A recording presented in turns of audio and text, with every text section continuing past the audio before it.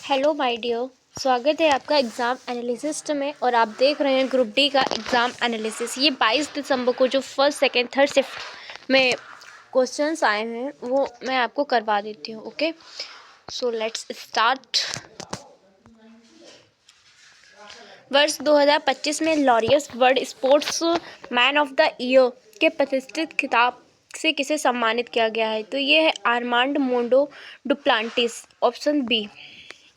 अब देख लेते हैं, ये स्वीडन के हैं। अब इससे कुछ डालिए, इससे हर शिफ्ट में क्वेश्चंस आ रहे हैं, तो प्लीज़ इसको मैं बार बार यही बोलूँगी कि प्लीज़ इस लिस्ट को अच्छे से पढ़ लीजिए। मैंने हर क्लास में इस लिस्ट से करवाए हुए हैं क्वेश्चन, इस लिस्ट को भी अच्छे से दिया हुआ है। 21 अप्रैल 2025 के खेल में सबसे प्रतिष्ठित सम्मान लॉरियस वर्ल्ड स्पोर्ट्स अवार्ड्स 2025 के विजेता की घोषणा मैड्रिड में की गई। Okay, world sports man of the year Mondo Duplantis हैं। World sports women of the year Simone Biles हैं। World team of the year Real Madrid है। बैकरूथ of the year Lamine Yamal है। Comeback of the year Rebeca Andrade हैं। Sports person with a disability Jiang Yuan है चीन के। Action sports person of the year Tim Pidcock है। Sport for good award kick for life. Sporting icon award Rafael Nadal. Lifetime achievement award Kelly Slater USA की हैं। Okay, जून 2025 में कश्मीर के मुख्यमंत्री कौन रहे हैं? तो ये उमर अब्दुल्ला, ऑप्शन बी। ये जम्मू कश्मीर के मुख्यमंत्री बने हैं। नेशनल कॉन्फ्रेंस के नेता उमर अब्दुल्ला को 16 अक्टूबर 2024 को केंद्र शासित प्रदेश के मुख्यमंत्री के रूप में शपथ ली थी। वर्ष 2025 में किस प्रसिद्ध अर्थशास्त्री को मरणोपरांत पद्म भूषण पुरस्कार से सम्मानित किया गया है? तो ये है विवेक देवराय, ऑप्शन बी। विवेक देवराय का निधन 1 नवंबर 2024 को हुआ था। इन्हें पद्म भूषण उन्हें साहित्य और शिक्षा के योगदान के लिए मरणोपरांत प्रदान किया गया है। पद्म पुरस्कार 2025 इस वर्ष कुल 139 हस्तियों को पद्म पुरस्कार के लिए चुना गया, जिनमें 7 पद्म विभूषण, 13 पद्मश्री और 19 पद्म भूषण रहे हैं। यदि किसी वस्तु पर लगाया गया बल 20 न्यूटन है और वस्तु बल की दिशा में 5 मीटर स्थापित होती है तो किया गया कार्य क्या है? तो कार्य का फॉर्मूला क्या था? W=F × S। तो ये 20 × 5, 100, 20 25 100, ऑप्शन सी। ओके, यदि एक वस्तु स्थिर अवस्था प्रारंभिक वेग 0 से शुरू होकर 25 सेकंड में 5 मीटर प्रति सेकंड का अंतिम वेग प्राप्त करती है तो उसका त्वरण क्या होगा? तो त्वरण देखो, v = u + 80, v - u/t = a। ये t है। Okay, a। ओके, तो v कितना है? 5, और वो तो 0 रहेगा ही, और ये है 25। ठीक, तो 5/25, 25 तो 0.2, ये आएगा a। तो 0.2 option B. Okay, 0.2 option B. दोनों हाइड्रोक्लोरिक अम्ल की अभिक्रिया किस पदार्थ जैसे धातु के साथ कराने पर हाइड्रोजन गैस मुक्त होती है? तो ये जिंक या जस्ता के साथ अगर रिएक्शन कराएंगे तो हाइड्रोजन मिलेगी। अब देखिए, जिंक + HCl रिएक्शन भी देख लो, तो इसका जिंक क्लोराइड और H2 बनता है, H2। ओके, तो ये 2HCl ZnCl2 हो जाता है। निम्नलिखित में से कौन सा एक मैक्रोन्यूट्रिएंट वृहद पोषक तत्व है? तो ये पोटेशियम है। अब देखते हैं ऑप्शन ए। माइक्रो न्यूट्रिएंट्स जो होते हैं वृहद पोषक तत्व, वे तत्व जिनकी पौधों की बड़ी मात्रा में आवश्यकता होती है, आमतौर पर शुष्क भार का 0.1% से अधिक। माइक्रो न्यूट्रिएंट्स जो होते हैं वे तत्व जिनकी पौधे में बहुत कम मात्रा में आवश्यकता होती है, आमतौर पर 0.01% से कम। फिर माइक्रोन्यूट्रिएंट्स की सूची में carbon, hydrogen, oxygen, nitrogen, phosphorus, potassium, sulphur, calcium, magnesium आता है। माइक्रोन्यूट्रिएंट्स की सूची में iron, manganese, copper, zinc, molybdenum, boron, chlorine और निकेल आते हैं। पौधे में माइक्रो न्यूट्रिएंट्स में nitrogen, phosphorus, potassium, calcium, magnesium, sulphur शामिल है, जबकि आयरन और जिंक माइक्रो न्यूट्रिएंट्स हैं। ओके। दूर दृष्टि दोष से पीड़ित व्यक्ति को सही करने के लिए किस लेंस का यूज़ किया जाता है? तो ये उत्तल लेंस का यूज़ किया जाता है, ऑप्शन बी। अब देखिए, हाइपर मेट्रोपिया या फिर दूरदृष्टि दोष क्या है? वह आँख का वह दोष है जिसमें व्यक्ति को दूर की वस्तुएं स्पष्ट दिखाई देती हैं लेकिन पास की वस्तुएं धुंधली और स्पष्ट दिखाई देती हैं। इस स्थिति में प्रकाश की किरणें रेटिना के पीछे केंद्रित होती हैं, न कि सीधे रेटिना पर। उत्तल लेंस, जिसे अपसारी लेंस भी कहते हैं, प्रकाश की समांतर किरणों को एक बिंदु पर अभिसारित या इकट्ठा करता है। अवतल लेंस, इसका उपयोग निकट दृष्टि दोष को ठीक करने के लिए किया जाता है। यह प्रकाश रेटिना के सामने फोकस होता है और अवतल लेंस प्रकाश को अपसारित करता है।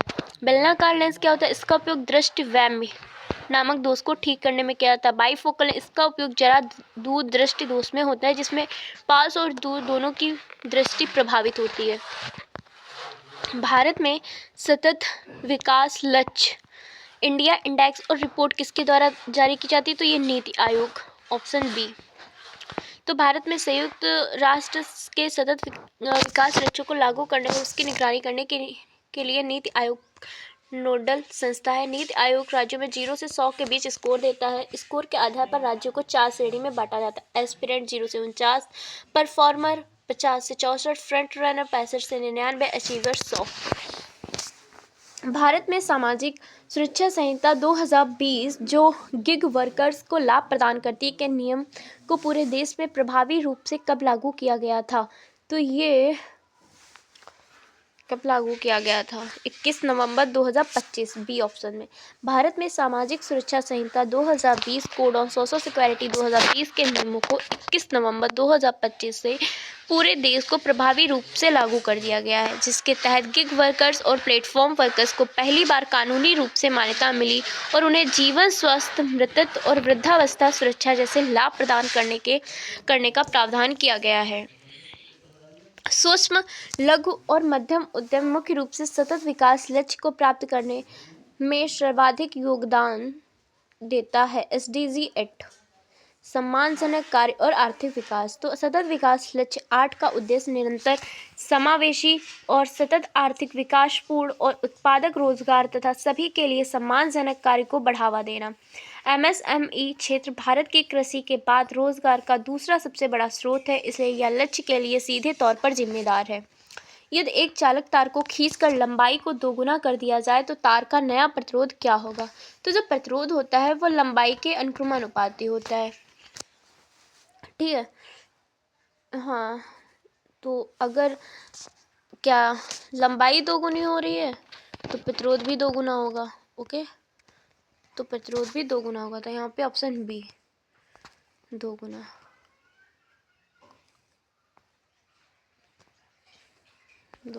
क्योंकि लंबाई दिया गया है ना एरिया का, तो ठीक है, दोगुना। कार्बन परमाणु संख्या मुख्य रूप से सहसंयोजक बंध क्यों बनाते हैं? क्योंकि यह 4 इलेक्ट्रॉन खोकर धनायन आसानी से बना सकता है? नहीं, क्योंकि यह 4 इलेक्ट्रॉन प्राप्त करके ऋणायन आसानी से बना सकता है? नहीं। देखो, कार्बन का परमाणु क्रमांक कितना होता है? 6, और इसको अष्टक कंप्लीट करना होता है। ठीक है, अब देखते हैं, मतलब 8 इलेक्ट्रॉन इसके चाहिए होते हैं। इसके लिए 4 इलेक्ट्रॉन खोना या पाना ऊर्जा के दृष्टिकोण से कठिन है, इसलिए ये साझा करता है। सही, क्योंकि कार्बन एक धातु, ऐसा कुछ नहीं है, उससे रिलेटेड नहीं है। ओके, तो ऑप्शन सी। तो परमाणु संरचना कार्बन का परमाणु क्रमांक 6 है, जिसका इलेक्ट्रॉनिक विन्यास 2 4 है। इसके बाहरी कोष में 4 इलेक्ट्रॉन होते हैं। अष्टक नियम स्थिरता प्राप्त करने के लिए कार्बन को अपनी बाहरी कोष में 8 इलेक्ट्रॉन करने की आवश्यकता होती है, इसलिए उसे या तो 4 इलेक्ट्रॉन प्राप्त करने होंगे या 4 इलेक्ट्रॉन त्यागने होंगे। इलेक्ट्रॉन प्राप्त न करने के कारण ये कार्बन 4 इलेक्ट्रॉन प्राप्त कर बनाता है। तो 6 प्रोटॉन वाले नाभिक के लिए 10 इलेक्ट्रॉन की संभालना बहुत कठिन हो जाता है। इलेक्ट्रॉन न त्यागने का कारण क्या है? कार्बन के 4 इलेक्ट्रॉनों को निकालने के लिए बहुत अधिक ऊर्जा की आवश्यकता होती है, जो समान परिस्थितियों में संभव नहीं है। ओके, निम्नलिखित में से कौन सा ऊतक मृत कोशिकाओं से बना होता है और पौधे की संरचनात्मक कठोरता और मजबूती प्रदान करता है? तो ये स्क्लेरेनकाइमा है। स्क्लेरेनकाइमा ऊतक की कोशिकाएं मृत होती हैं जिनमें जीव द्रव्य नहीं पाया जाता है, प्रोटोप्लाज्म नहीं पाया जाता है। कार्य क्या होता है इसका? ऊतक का मुख्य कार्य पौधे को यांत्रिक शक्ति और कठोरता प्रदान करना है। नारियल के रेशेदार छिलके और स्क्लेरेनकाइमा ऊतक के ही बने होते हैं। पैरेन्काइमा क्या है? यह जीवित कोशिकाओं से बना होता है और मुख्य रूप से भोजन भंडारण का कार्य करता है। कोलेनकाइमा यह भी जीवित कोशिकाओं से बना होता है, पौधे को लचीला प्रदान करता है। जाइलम पैरेन्काइमा या जाइलम का एकमात्र जीवित घटक है। पृथ्वी द्वारा चंद्रमा पर लगाए गए औसत गुरुत्वाकर्षण बल का लगभग कितना होता है? चलो देखते हैं। सूत्र क्या है? F=g/m/r²। जी की वैल्यू ये हो जाती है।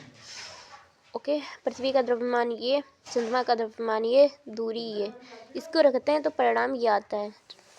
1 मिनट। तो ये इसका वैल्यू आ जाती है। ओके, तो यहाँ पे कौन सा ऑप्शन होगा? 2.10⁻20। तो ये जाएगा बी ऑप्शन। ओके, आप लोग टिक कर लेना। एसिडिक एसिड का पूर्ण ऑक्सीकरण करने का मुख्य रूप से क्या प्राप्त होता है? तो ये कार्बन डाइऑक्साइड और जल प्राप्त होता है, ऑप्शन बी। तो प्रक्रिया क्या होता है? एसिटिक एसिड एक कार्बोक्सिलिक अम्ल है। जब कार्बनिक यौगिक का पूर्ण ऑक्सीकरण या दहन किया जाता है तो वे अपने सरल अकार्बनिक रूप में टूट जाते हैं, जैसे ये वाली रिएक्शन दी गई है। ओके, कौन सा कथन परमाणु क्रमांक को सही ढंग से परिभाषित करता है? तो ये क्या होता है कि नाभिक में मौजूद प्रोटॉन की संख्या होती है। तो प्रोटॉन की संख्या ऑप्शन बी हो गया। तो परमाणु क्रमांक को सही ढंग से परिभाषित करने वाला कथन यह है कि किसी परमाणु के नाभिक में मौजूद प्रोटॉन की संख्या होती है और यही संख्या उस तत्व की पहचान निर्धारित करती है। जैसे हाइड्रोजन का परमाणु क्रमांक 1 है क्योंकि उसमें 1 प्रोटॉन होता है, जबकि उदासीन परमाणु में प्रोटॉन और इलेक्ट्रॉन की संख्या बराबर होती है। पुरुषों में मुख्य रूप से कौन सा जनन हार्मोन पाया जाता है? तो ये टेस्टोस्टेरोन है। Okay, option B testosterone. मादा शरीर के अंदर होने वाले निषेचन को क्या कहा जाता है? तो ये आंतरिक निषेचन होता है, ऑप्शन बी। सांख्यिकी और कार्यक्रम क्रियान्वयन मंत्रालय द्वारा अप्रैल 2025 में जारी आवधिक श्रम बल सर्वेक्षण रिपोर्ट के अनुसार भारत की बेरोजगारी दर कितनी दर्ज की गई है? तो भारत की कुल बेरोजगारी दर 5.1% दर्ज की गई थी, जिसमें ग्रामीण बेरोजगारी दर 4.5% और शहरी बेरोजगारी दर 6.5% थी, जबकि पुरुषों के लिए 5.2% और महिलाओं के लिए 5% थी और युवा बेरोजगारी दर 15 से 29 साल के लिए 13.8% थी। यदि शरीर में थायरोक्सिन हार्मोन का स्राव बंद हो जाए तो शरीर पर इसका क्या प्रभाव पड़ेगा? तो उपापचय क्रिया अनियंत्रित और धीमी हो जाती है, ऑप्शन बी। जून 2025 में बिहार के मोढेरा से अफ्रीकी देश गिनी को निर्यात किए जाने वाले पहले made in India rail engine को किसने हरी झंडी दिखाई? तो ये मोदी जी ने, प्रधानमंत्री नरेंद्र मोदी ने हरी झंडी दिखाई। खेलो इंडिया यूथ गेम्स 2025 का आयोजन किस राज्य में हुआ था? तो बिहार में हुआ था। खेलो इंडिया यूथ गेम्स का 7वां संस्करण पहली बार बिहार की मेजबानी में 4 से 15 मई 2025 तक आयोजित किया गया था। शहर क्या था? ये खेल बिहार के 5 मुख्य शहर पटना, राजगिरी, गया, भागलपुर और बेगूसराय में आयोजित हुए। हालांकि सुविधाओं के अभाव के कारण शूटिंग, जिम्नास्टिक और ट्रैक साइकिलिंग की प्रतियोगिता नई दिल्ली में आयोजित की गई थी। शुभंकर क्या था इसका? खेलों का शुभंकर गज सिम्हा था, जो हाथी और सिंह का मिश्रण है। खेलो इंडिया शीतकालीन खेल 2025 का दूसरा चरण कहाँ हुआ था? तो दूसरा चरण गुलमर्ग जम्मू कश्मीर में हुआ था और पहला चरण लेह लद्दाख में हुआ था। ओके, दूसरे चरण में स्नो स्पोर्ट्स जैसे alpine skiing, Nordic skiing, ski पर्वतारोहण और स्नो बोर्डिंग शामिल थे। विजेता कौन था? पदक तालिका में भारतीय सेना 7 स्वर्ण सहित 16 पदक जीतकर शीर्ष पर रही है। वन नेशन वन चुनाव पर गठित उच्च स्तरीय समिति के अध्यक्ष कौन थे? तो ये थे रामनाथ कोविंद। तो भारत के पूर्व राष्ट्रपति रामनाथ कोविंद की अध्यक्षता में उच्च स्तरीय समिति नवंबर 2023 में गठित हुई थी। जून 2025 में जारी वैश्विक ऊर्जा संक्रमण सूचकांक 2025 में भारत की रैंक क्या रही है? तो ये 71 रही है, डी ऑप्शन। तो 71वां रहा है। स्कोर क्या था? स्कोर 15.3% 3 रहा है। शीर्ष देश स्वीडन पहले स्थान पर रहा है। इसके बाद फिनलैंड, डेनमार्क, नॉर्वे और स्विट्जरलैंड रहे हैं। ओके। जिंक ऑक्साइड का आणविक द्रव्यमान कितना होता है? तो जिंक का परमाणु द्रव्यमान 65.38, ऑक्सीजन का 16, दोनों को ऐड करेंगे तो 81.38। सी ऑप्शन हो जाएगा। ओके। 18 नवंबर 2025 को किस राजनीतिक दल ने महिलाओं, दलित और अल्पसंख्यकों के खिलाफ बढ़ती अत्याचार की घटना के विरोध में राष्ट्रव्यापी आंदोलन शुरू किया है? तो ये भारतीय कम्युनिस्ट पार्टी, ऑप्शन बी।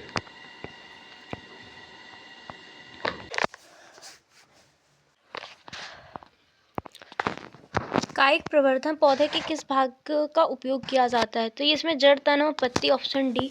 यह लैंगिक जनन की एक विधि है जिसमें नए पौधे का निर्माण बीज के बिना पौधे के कायिक भागों से होता है। अक्टूबर 2024 में आयोजित 70वें राष्ट्रीय फिल्म पुरस्कार समारोह में प्रतिष्ठित दादा साहब फाल्के पुरस्कार से किसे सम्मानित किया गया? तो ये मिथुन चक्रवर्ती हैं। दिग्गज अभिनेता मिथुन चक्रवर्ती को भारतीय सिनेमा में उनके उत्कृष्ट योगदान के लिए 54वां दादा साहब फाल्के पुरस्कार से सम्मानित किया गया। समारोह या पुरस्कार उन्हें 8 अक्टूबर 2024 को नई दिल्ली के विज्ञान भवन में आयोजित 70वें राष्ट्रीय फिल्म पुरस्कार समारोह में राष्ट्रपति द्रौपदी मुर्मू द्वारा प्रदान किया गया था। पुरस्कार का वर्ष जो था, तकनीक रूप से उन्हें यह सम्मान वर्ष 2022 के लिए दिया गया। महत्व था, दादा साहब फाल्के पुरस्कार भारत के सिनेमा क्षेत्र में दिया जाने वाला एक सर्वोच्च सम्मान है। इससे पहले 69वें राष्ट्रीय फिल्म पुरस्कार में यह सम्मान वहीदा रहमान को दिया गया था। 2025 में घोषित 71वें फिल्म पुरस्कार के लिए मलयालम सुपरस्टार मोहनलाल को इस सम्मान के लिए चुना गया है। अगस्त 2025 में भारत ने अपना पहला आर्टिफिशियल इंटेलिजेंस संचालित आंगनबाड़ी किस स्थान पर लॉन्च किया, जो प्रारंभिक बचपन की शिक्षा में एक बड़ी प्रगति है? तो ये पुणे, महाराष्ट्र में। अगस्त 2025 में भारत ने अपना पहला AI संचालित आंगनबाड़ी महाराष्ट्र के नागपुर जिले के वडधामन गांव में लॉन्च किया गया है। पंबन ब्रिज किस प्रकार का ब्रिज है? तो ये वर्टिकल लिफ्ट ब्रिज है, ऑप्शन सी। नया पंबन ब्रिज भारत का पहला वर्टिकल लिफ्ट रेलवे समुद्री पुल है। उद्घाटन प्रधानमंत्री नरेंद्र मोदी ने 6 अप्रैल 2025 को तमिलनाडु के रामेश्वरम में इस नवनिर्मित पुल का उद्घाटन किया। महिलाओं और बच्चों की सुरक्षा और सम्मान सुनिश्चित करने के लिए मार्च 2025 में पंजाब सरकार द्वारा शुरू की गई योजना का नाम क्या है? प्रोजेक्ट हिफाजत, ऑप्शन बी।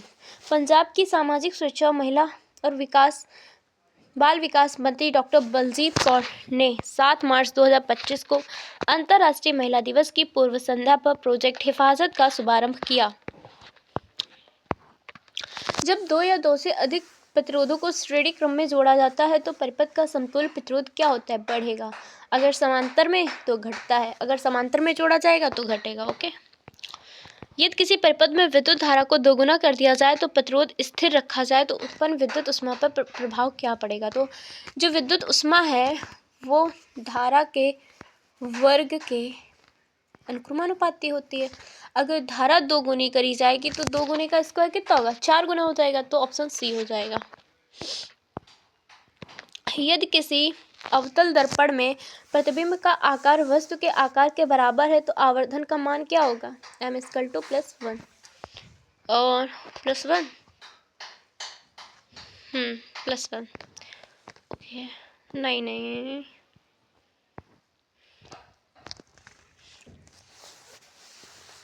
कौन सी अभिक्रिया में 2 यौगिक मिलकर एकल यौगिक बनाते हैं? तो देखिए, ये विस्थापन अभिक्रिया है, ये विखंडन है, ये विस्थापन अभिक्रिया है। ओके, ये विखंडन है और ये संयोजन अभिक्रिया है जिसमें 2 मिलकर एक यौगिक बनाएंगे। ओके, तो ये ऑप्शन सी है।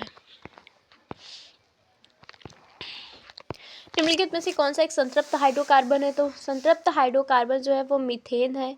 अब देखिए, हाइड्रोकार्बन 2 प्रकार के होते हैं, 2, संतृप्त और असंतृप्त। मैं बोल रही हूँ, आप लोग रिवीजन कर लीजिएगा। ओके, संतृप्त और असंतृप्त। संतृप्त वाले में जो आते हैं वो एल्केन आते हैं और असंतृप्त में एल्कीन और एल्काइन आते हैं।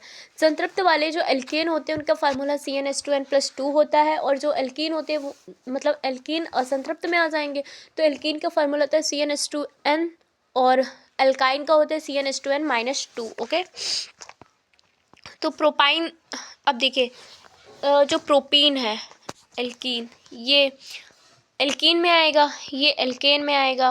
प्रोपाइन जो है, प्रोपाइन ये एल्काइन में आएगा, और एथीन ये एल्कीन में आएगा। तो एल्केन जो होता है वो संतृप्त होता है, तो मीथेन बी ऑप्शन हो जाएगा। प्रसिद्ध लिथुअनाई उपन्यास द लास्ट डे के लेखक कौन है, जिसका हाल ही में साहित्य अकादमी द्वारा हिंदी में अनुवाद किया गया है? तो इसके लेखक जो हैं वो जारोस्लाव मेलिनकस हैं। उपन्यास है द लास्ट डे, हिंदी अनुवाद अंतिम दिन में हुआ है। अनुवादक रहे डॉक्टर रेखा सेठी। विशेषता है यह किसी लिथुअनाई कथा साहित्य को हिंदी में पहला अनुवाद है। संक्षारण के कारण कॉपर की सतह पर किस रंग की परत जम जाती है? तो ये हरे रंग की परत जम जाती है। एकल आवृत्ति की धुन और कई आवृत्तियों के मिश्रण के क्रमशः क्या कहा जाता है? तो देखिए, एकल आवृत्ति के धुन को शुद्ध स्वर या साइन वेव कहा जाता है, जबकि कई आवृत्तियों के मिश्रण को आमतौर पर जटिल स्वर या केवल ध्वन साउंड कहा जाता है। 2026 में फीफा विश्व कप के लिए मेजबान देश के अलावा सीधे क्वालिफाई करने वाली पहली टीम कौन थी? तो ये जापान रही है, ऑप्शन बी। 2026 में फीफा विश्व कप के मेजबान देश कनाडा, मैक्सिको, संयुक्त राज्य अमेरिका स्वचालित रूप से टूर्नामेंट में के लिए क्वालिफाई कर चुके हैं। पहली क्वालिफायर इन मेजबान देशों के अलावा जापान सीधे क्वालिफाई करने वाला पहला देश बना है। उन्हें 20 मार्च 2025 को बहरीन के खिलाफ 2.0 के पदक से जीत के बाद अपना स्थान पक्का किया। कौन सा एक यौगिक है? तो सोडियम क्लोराइड है। तो यौगिक जब 2 या 2 से अधिक तत्व एक निश्चित भार के अनुपात में रासायनिक रूप से जुड़ते हैं तो उसे यौगिक कहा जाता है। ओके, NaCl साधारण नमक एक यौगिक है जिसमें सोडियम और क्लोराइड एक निश्चित अनुपात में 1:1 में रासायनिक रूप से बंधे होते हैं। इसके गुणों की भौतिक विधियों द्वारा अलग नहीं किया जा सकता है। 130वां संविधान संशोधक विधेयक क्या है? तो 130वें संविधान संशोधन में यह प्रावधान है कि प्रधानमंत्री हों या मुख्यमंत्री हों या भारत सरकार के मंत्री या राज्य सरकार के मंत्री किसी भी गंभीर आरोप में अगर गिरफ्तार होते हैं तो वे 30 दिन तक उन्हें जमानत नहीं मिलती तो उनके पद से उनको मुक्त कर दिया जाएगा। अपराध का एक प्रकार ऐसे अपराध जिनमें 5 साल या उससे अधिक की सजा का प्रावधान हो। परिणाम 30 दिन की हिरासत के बाद यदि मंत्री इस्तीफा नहीं देते हैं तो वे 31वें दिन उनका पद स्वतः ही रिक्त हो जाता है। इसमें संबंधित अनुच्छेद जो हैं वो 75, 164, 239 A1 में संशोधन प्रस्तावित है। 2025-26 में केंद्रीय बजट में पर्यावरण, वन और जलवायु परिवर्तन मंत्रालय के लिए कुल कितने रुपये आवंटित किए गए हैं? तो ये रहे हैं 3412.82 करोड़। तो केंद्रीय वित्त मंत्रालय निर्मला सीतारमण द्वारा 1 फरवरी 2025 को प्रस्तावित केंद्रीय बजट 2025-26 में पर्यावरण, वन और जलवायु परिवर्तन मंत्रालय के लिए कुल 3412.82 करोड़ आवंटित किए गए हैं। अप्रैल 2025 में भारत के 23वें विधि आयोग के अध्यक्ष के रूप में किसे चुना गया है? तो ये दिनेश महेश्वरी। हाँ,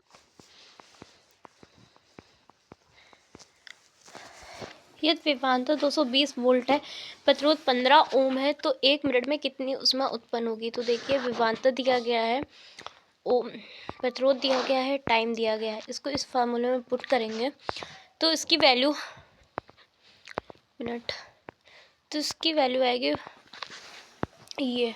तो ऑप्शन में चलते हैं, तो ये रहे ऑप्शन बी 193,600 जूल। ओके, यदि किसी वस्तु को 2 मीटर प्रति सेकंड के वेग से ऊर्ध्वाधर ऊपर की ओर फेंकी जाती तो उसकी अधिकतम ऊंचाई और वेग क्या होगा? तो इसकी अधिकतम ऊंचाई जो है ये इस फार्मूले में पुट करते हैं तो ये सारे क्वेश्चंस का आंसर आ जाएगा 0.204। तो ये रहा ऑप्शन सी। ओके, नहीं, ऑप्शन ए होगा, ऑप्शन ए। ओके, फिर निषेचन के बाद पुष्प का कौन सा भाग विकसित होकर फल बनता है? तो निषेचन के बाद जो अंडाशय है वो विकसित होकर फल बनता है। अंडाशय के बाद अंदर मौजूद बीजांड विकसित होकर बीज बनते हैं। परागकोश परागकण बनाता है, वर्तिकाग्र पराग ग्रहण करता है, इनसे फल नहीं बनता। किसी दर्पण का पिन विधि से अध्ययन करके फोकस ज्ञात कीजिए। यदि इस विधि में आपतित किरण को क्या माना जाता है? तो इसमें जो है धनात्मक माना जाता है। नई कार्तीय चिन्ह पर पाटी के अनुसार प्रकाश की दिशा आपतित किरण हमेशा बाई ओर से दाई ओर जाती हुई मानी जाती है। ऋणात्मक चिन्ह आपतित किरण के विपरीत दिशा में मापी गई दूरियां हमेशा ऋणात्मक मानी जाती हैं। मई 2025 में भारत के किस राज्य में देश का पहला डेडिकेटेड एआई इकोनॉमिक जोन स्थापित करने की घोषणा की गई है? तो ये छत्तीसगढ़ की नई राजधानी रायपुर में है। मुर्गी उत्पादन मुख्य रूप से क्यों किया जाता है? तो ये अंडे और मांस प्राप्त करने के लिए, अध्ययन करने के लिए नहीं, संस्कृत को बढ़ावा देना, ऐसा कुछ नहीं, उनके बीच लड़ाई। ऑप्शन सी है। ओके, इनमें से किस विधि द्वारा हम मनचाहे गुणों या गुणवत्ता वाली फसलें प्राप्त कर सकते हैं? तो ये संकरण होती है। ऑप्शन बी संकरण। ओके, अब देखते हैं संकरण क्या होता है। तो इस विधि में दो अलग अलग गुणों वाले पौधे के बीच क्रॉस किया जाता है ताकि एक नई किस्म पैदा हो जिसमें दोनों के अच्छे गुण मौजूद हों। इसमें हम अधिक उपज, रोग प्रतिरोधक क्षमता और बेहतर पोषण वाली मनचाही गुणवत्ता की फसल प्राप्त कर सकते हैं। सिंचाई क्या है? यह केवल पौधे को पानी देने की प्रक्रिया है और आनुवंशिक गुणवत्ता नहीं बदलती है। निषेचन क्या है? यह एक प्राकृतिक जैविक क्रिया है जिससे बीज बनते हैं, लेकिन यह मनचाहे गुणों को चुनने की तकनीक नहीं है। कीटनाशक क्या है? इनका उपयोग केवल फसलों के कीड़ों को बचाने के लिए किया जाता है। यदि मादा जननांग में निषेचन नहीं होता है तो उनमें क्या होता है? तो ये ऑप्शन सी है, गर्भाशय की परत झड़ जाती है। यदि फर्टिलाइजेशन नहीं होता है तो से की आवश्यकता नहीं होती है। इस स्थिति में गर्भाशय की अंदरूनी परत टूटकर बाहर निकल जाती है। इसे मासिक धर्म कहा जाता है। निकट दस्त दोष को दूर करने के लिए किस प्रकार के लेंस के उपयोग किया जाता है? तो निकट दस्त दोष के लिए अवतल लेंस। मायोपिया क्या है? मतलब निकट दस्त दोष क्या है? इसमें वस्तु की पास की वस्तुएं तो स्पष्ट देख सकती हैं, लेकिन दूर की वस्तुएं धुंधली दिखाई देती हैं। इसका कारण यह है कि दूर की वस्तुओं का प्रतिबिंब रेटिना के पहले ही बन जाता है। अवतल लेंस का कार्य क्या है? अवतल लेंस अपसारी होता है। यह आंखों में प्रवेश करने वाली प्रकाश की किरणों को फैला देता है, जिससे प्रतिबिंब सही स्थान पर यानी रेटिना पर बनने लगते हैं। उत्तल लेंस का यूज जो है वो हाइपरमेट्रोपिया या दूर दोष के लिए किया जाता है। बेलनाकार लेंस का उपयोग अभिंदितता के लिए किया जाता है। वृक्क किडनी के नलिकाओं में मुख्य रूप से कौन सा उपकला उत्तक पाया जाता है? तो ये घनाकार उपकला उत्तक। घनाकार उपकला उत्तक या उत्तक घन के आकार की कोशिकाओं से बना होता है। यह मुख्य रूप से वृक्क नलिकाओं और ग्रंथियों की नलिकाओं में पाया जाता है। कार्य क्या होता है? किडनी का मुख्य कार्य अवशोषण और स्रावण करना है। यह किडनी में छने हुए तरल पदार्थ से महत्वपूर्ण पोषक तत्वों को वापस सोखने में मदद करता है। उपकला उत्तक के संबंध में कौन सा जोड़ा गलत है? तो ये क्या है? सरल सल्की उपकला सही है, ग्रासनली में होती है। स्तरित सल्की उपकला त्वचा में होती है। पश्चिमाभी उपकला श्वसन मार्ग में। स्तंभकार उपकला वृक्क में नहीं। वृक्क में अभी मैंने देखा था घनाकार जो उपकला होती है वो वृक्क में होती है, तो ऑप्शन डी होगा। ओके, बस वही लिखा है। प्याज के मध्य भाग में स्थित गूदेदार परत में मुख्य रूप से कौन सा उत्तक पाया जाता है? तो गूदेदार में जो होता है वो पैरेन्काइमा पाया जाता है। क्लोरीन का उपयोग निम्नलिखित में से किस कार्य के लिए नहीं किया जाता? तो कागज उद्योग में करते हैं, कपड़ा उद्योग में भी करते हैं, ऑक्सीजन एजेंट के रूप में भी करते हैं, लेकिन ऑप्शन सी कठोर जल को मृद बनाने के लिए नहीं किया जाता। इसके लिए जो है धावन सोडा का यूज किया जाता है। स्पष्ट प्रतिध्वनि सुनने के लिए परावर्तक सतह और श्रोता के बीच न्यूनतम दूरी कितनी होनी चाहिए? तो 17.2, तो ऑप्शन बी। ओके, वही सब लिखा है भाई। लॉरियस वर्ल्ड स्पोर्ट्स अवार्ड्स 2025 में sports women of the year का पुरस्कार किसे दिया गया है? तो ये है सिमोन बाइल्स, ऑप्शन ए। वही लिस्ट है जो मैंने पहले बताई है, अब मैं नहीं बताऊंगी। किसी तत्व की द्रव्यमान संख्या किसके द्वारा निर्धारित की जाती है? तो द्रव्यमान संख्या जो होती है वो नाभिक में मौजूद प्रोटॉन की संख्या और न्यूट्रॉन की संख्या, ऑप्शन डी। भारतीय सेना, नौसेना और वायुसेना की महिला अधिकारियों द्वारा मिलकर शुरू किए गए भारत के पहले ऑल महिला ट्राई सर्विस सेलिंग एक्सपीडिशन का नाम क्या है? तो इसका नाम है समुद्र प्रदक्षिणा, ऑप्शन डी। तो भारत की पहली ऑल महिला ट्राई सर्विसिंग सेलिंग एक्सपीडिशन का नाम समुद्र प्रदक्षिणा है, जिसे 12 सितंबर 2025 को रक्षा मंत्री राजनाथ सिंह द्वारा मुंबई में हरी झंडी दिखाई गई। इस अभियान में 10 महिला अधिकारी स्वदेश निर्मित नौकायन पोत IASV त्रिवेणी पर सवार होकर वैश्विक यात्रा पर निकली हैं। आईसीसी पुरुष T20 विश्व कप 2026 का आयोजन किन देशों में संयुक्त रूप से किया जाएगा? तो ये है भारत और Sri Lanka. Option A. ICC men's T20 cricket world cup 2026 की मेजबानी भारत और श्रीलंका में 7 फरवरी से 8 मार्च तक करेंगे और ये 10वां संस्करण रहेगा।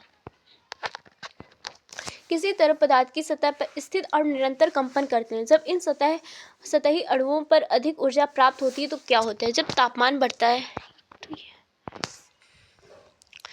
तापमान बढ़ता है तो तरल के सतह पर स्थित अणुओं की गतिज ऊर्जा बढ़ जाती है। पर्याप्त ऊर्जा मिलने पर ये अणु आपसी आकर्षण बल को पार कर लेते हैं और तरल की सतह से बाहर निकलते हैं। इस प्रक्रिया को वाष्पीकरण कहते हैं। Dedicated national minerals exploration programme समर्पित राष्ट्रीय खनिज अन्वेषण कार्यक्रम किस वर्ष शुरू किया गया था? तो ये 2016 में शुरू किया गया था। तो समर्पित राष्ट्रीय खनिज अन्वेषण कार्यक्रम जो है 2016 में शुरू किया गया। केंद्रीय मंत्रिमंडल ने 29 जून 2016 को राष्ट्रीय खनिज अन्वेषण नीति को मंजूरी दी थी, जिसका उद्देश्य निजी क्षेत्र की भागीदारी के माध्यम से देश के खनिज अन्वेषण गतिविधियों को तेज करना था। यह समान प्रकार के यौगिकों की श्रृंखला में जैसे एल्केन एल्कीन उनका आणविक द्रव्यमान बढ़ाया जाता है तो उनके गलनांक और क्वथनांक पर क्या प्रभाव पड़ेगा? तो गलनांक क्वथनांक दोनों बढ़ जाते हैं। Option A. यदि किसी वस्तु का द्रव्यमान 2 किलोग्राम है, गुरुत्वाकर्षण त्वरण 10 है, ऊंचाई इतनी है तो स्थितिज ऊर्जा क्या होगी? तो स्थितिज ऊर्जा का फार्मूला जो होता है वो mgh होता है। m है 2, g है 10, ये है 2, तो कितना आएगा? 40 joule. Option C. Okay. Hydra में प्रजनन मुख्य रूप से किस विधि द्वारा किया जाता है? तो अलैंगिक प्रजनन और मुकुलन के द्वारा। हाइड्रा मुख्य रूप से अलैंगिक प्रजनन की विधि द्वारा प्रजनन किया जाता है, जैसे मुकुलन या बडिंग के माध्यम से होता है। इनके शरीर पर छोटी कली निकलती है और विकसित होकर एक नया हाइड्रा बनाती है और फिर अलग हो जाती है। ओके। वक्फ बिल में महिला और बच्चों को लाभ पहुंचाने के लिए किस प्रावधान में सुधार किया गया? तो यह वक्फ उल औलाद। Option C. वक्फ संशोधन जो विधेयक 2025 में पारित वक्फ उल औलाद में महिलाओं के उत्तराधिकारी अधिकारों को सुरक्षित किया गया है, जिसके तहत कोई भी व्यक्ति संपत्ति दान करने से पहले महिला उत्तराधिकारी को उनका उचित हिस्सा देना होगा और तलाकशुदा महिलाओं, विधवाओं और अनाथों के लिए वित्तीय और अन्य सहायता के प्रावधानों में सुधार किया गया है। साथ ही बोर्डों में महिलाओं की भागीदारी बढ़ाई गई है। वक्फ अधिनियम 2025 के अनुसार राज्य वक्फ बोर्ड और केंद्रीय वक्फ परिषद में कम से कम 2 मुस्लिम महिलाओं का शामिल होना अनिवार्य है, ताकि निर्णय लेने की प्रक्रिया में उनका प्रतिनिधित्व बढ़े और पारिवारिक वक्फ में उनका विरासत अधिकारों की रक्षा हो सके। So thank you so much and आपकी क्लास यहीं पे एंड होती है। प्लीज़ चैनल को लाइक एंड सब्सक्राइब ज़रूर कीजिए। Bye bye, take care.